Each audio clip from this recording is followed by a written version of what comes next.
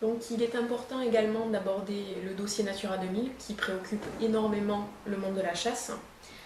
L'an dernier, nous vous disions que l'Europe avait condamné la France à modifier son article qui précisait que la chasse et la pêche n'étaient pas des activités perturbantes sur les sites Natura 2000. La nouvelle version du texte votée l'été dernier précise que les activités traditionnelles doivent être poursuivies sur ces sites. Donc, il ne cite pas d'activité en particulier, mais que si une situation particulière le nécessite, certains documents comme le schéma ou éventuellement un plan de gestion pourraient être soumis à une étude préalable. Il est donc important que le monde de la chasse reste mobilisé et apporte sa connaissance de terrain à cette vision très technocratique de la nature. La Fédération accompagne et soutient les ACCA dans cette démarche et se forme autant que possible afin d'acquérir les connaissances réglementaires qui sont nécessaires à cela.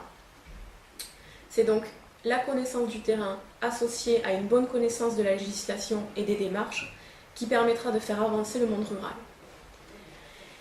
Il est important également de préciser qu'une fois que les documents d'objectifs sont rédigés et validés par le préfet, des actions de terrain peuvent être mises en place, et c'est d'ailleurs le cas sur la CCA de Portet-Puymorens, où après plusieurs mois de procédure administrative, la CCA devrait obtenir très prochainement des financements du réseau Natura 2000 pour permettre la réalisation d'aménagements en faveur de la perdrix grise et, précisons-le, sans aucune restriction en termes de chasse.